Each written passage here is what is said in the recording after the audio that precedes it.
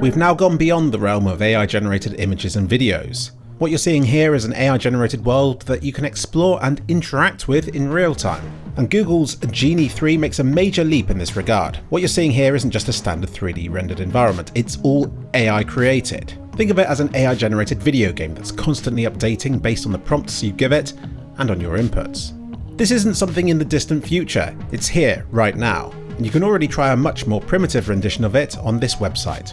This is Oasis AI. It's a browser-based Minecraft simulation, although it is very limited in its quality and consistency, but it's a great way to get a feel for the challenges that AI faces in simulating worlds in real time. Ignore the low resolution and squiggly looking visuals. The biggest challenge it faces is its environmental consistency.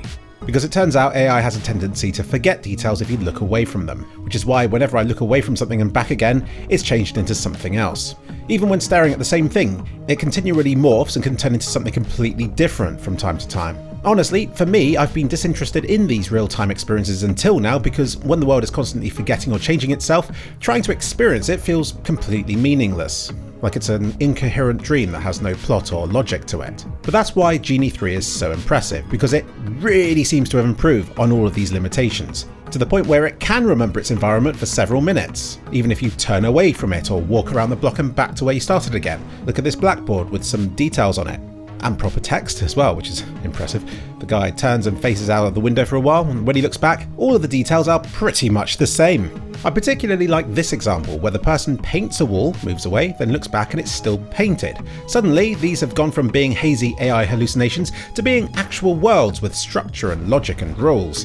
When looking down, you can even see your person's body. You can even cast realistic shadows and see your reflection in glass. It even seems to visualize the 3D space to be able to reflect other things in glass, like the quartz in this display cabinet just here. It simulates depth of field when you get close to stuff, and it even adjusts the brightness of this scene to simulate HDR. I have no idea how AI has already reached a point where it can understand all these aspects of a simulation. It is effectively witchcraft. We are now living in the future. It reminds me of those suggestions that people who don't really understand computers might have made when envisioning the future of video games, and I'd shoot them down at the time for not understanding how computers worked and what their limitations were, but they no longer have those limitations. AI-generated worlds now looks to be a reality. I've linked to Genie 3's page, which showcases a bunch of example clips, all eerily realistic looking yet oddly video gamey in the motion and interactions. Already you can see the potential this has for generating video game experiences, or to transform how existing video games look. Maybe to turn them into a different visual style, or to modernise the look of older games and so on. This is what Nvidia's Remix already does, only this would be completely automated. Imagine a game that combines Google Maps with all of the data from Street View and anything you can garner from Google Search to allow you to explore a photorealistic depiction of the entire world. One of Genie 3's videos shows ruins in Athens, which I imagine could be quite useful for a history lesson. Or how about this one? This one has actually gone back in time to envision a palace before it was destroyed.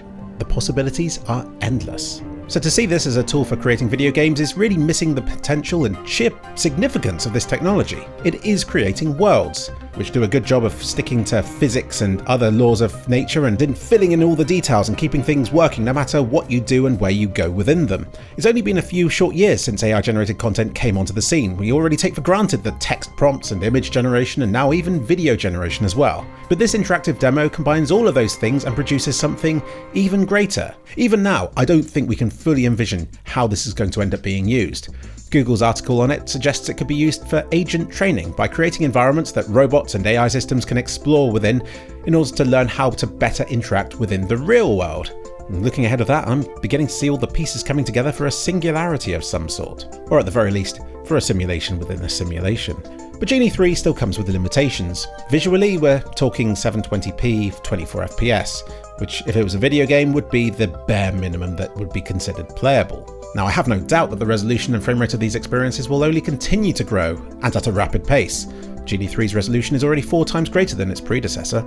AI develops so quickly that it's worth taking a moment to see where we're coming from. Compared with Genie 3, Genie 2 already feels extremely dated and shoddy. Its visuals are blurry and unpleasant, and even when it successfully remembers a detail, it still only seems to half remember aspects of it. And if we dare turn back time to before even Genie 2 was released, the first iteration of the generative interactive environments model would simply get an image prompt and would try to turn it into a side view platformer, albeit with extremely basic image quality and animations, which would rapidly break down and fail. This was just a year and a half ago, compared with what we have today. AI doesn't just continue to develop quickly, it continues to surprise me by how quickly its improvements are improving. Exponential progression. And yet, even with all its improvements, Genie 3 still has its limitations. The big challenge with AI-generated experiences is the duration of these experiences and how long it can remember and retain information about these worlds that it's generating. Given that the last generation of simulations would immediately forget stuff or get things wrong, and with this one already retaining stuff for a minute or two, it seems to me like the toughest barrier has been overcome, and now it's just a matter of extending that time period onwards and upwards. And also in better simulating the creatures inside the experience. Right now we get sliding deer. There's also a showcase set in London where you can choose whether to add a man in a chicken suit, a dragon or a jet ski. So already these environments can be populated by people and creatures which at the very least appear to be interacting with these worlds to some extent. Check out how the water splashes about after the dragon hits the surface. It's quite convincing.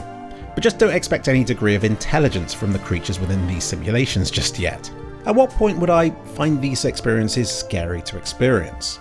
I'm reminded of sleep paralysis, where even though I'm aware it isn't real, while I'm experiencing it, that doesn't seem to matter because it feels real enough that I don't care for the distinction.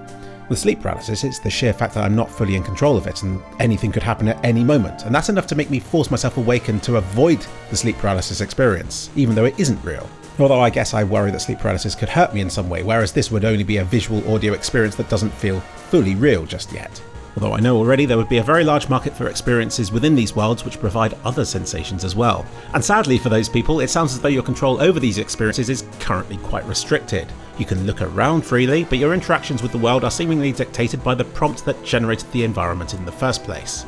The video shows all of the inputs, whether you're moving forward or left or right or so on, and there also seems to be an Act button which interacts with the environment, typically to open or to close doors, and in this case it opens the door of a car as though it's a video game.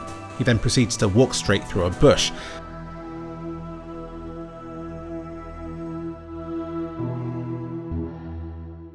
It sounds as though you can type requests, which they call promptable world events, which I assume are prompts that interrupt an ongoing simulation in some way. They show a few examples of it spawning humans and creatures performing basic behaviours. I found the examples posted on Twitter by people working on Genie to be more interesting. We might still be seeing curated examples, but these people are clearly super enthusiastic and curious about dabbling with this technology and in posting all sorts of cool examples of how it behaves and reacts to prompts. I know from my own experience with AI-generated videos that if you post a prompt unrelated to the input image, even if only slightly different, then it will often abruptly leap to a new scene, or move the camera in some way so as to enable the request that you've given it. In this example, they wanted a T-Rex on a tropical island, yet gave it this image of people sat in an office, presumably working on Genie 3's development. So what it did was to envision them being in a small hut on a tropical island. And people say AI lacks imagination. I'm speeding these videos up a bit just because I respect your time and don't want this video to drag on needlessly, but you can see the full videos at their proper frame rates on Twitter if you're interested. There's also an insanely good looking stylized video game example by Philip. No, not that one. It has a pixel art look, yet behaves as though it's a fully 3D world, yet still somehow retains a happy compromise between the two on crucial props like the trees.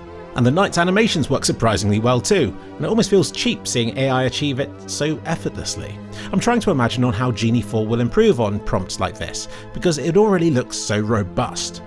A few of these videos appeared very British in nature, which you'd think would make it easier for me to pick holes in, but it only gave me a greater appreciation for how capable it was of simulating the wet, imperfect look of the countryside near where I live. And I still find it creepy how it can envision a person's body and feet when it looks down. Not now, Fluffy. This is something we all have experience of in the real world, but I'm unsure how AI has enough training data to be able to understand this sort of stuff, especially when it comes to brushing through terrain and splashing in puddles. In a way, it's sad we'll only be amazed by these small interactions it manages to get right now, and by this time next year, this will be done and dusted tech that we all take for granted. Treasure it now. But the painting of the wall is my favourite example. This is a very specific and unusual request that Genie 3 has been given, yet it manages to pull it off almost perfectly. The possibilities seem endless. But if you think about it, how is any conventional control system going to be enough to enable any sort of outcome within these virtual spaces? I imagine we'll get our inspiration from how we control video games, and we'll probably end up interacting with these simulations by strapping ourselves up to VR and by using our hands and an in-game phone that we can type into or speak into to help direct the experience. Rather amusingly, as far as we've come, AI still struggles to display coherent-looking text, unless that text is included within the prompt itself. So there you go. I thought path tracing was the holy grail of computer graphics, but AI-generated worlds is perhaps an even holier grail, and it's coming sooner than we might expect. Genie 3 is not the end of the road, it is but another step in an ongoing and rapidly evolving process. As Jeff Clune puts it, this is the worst it will ever get. Soon it will work perfectly.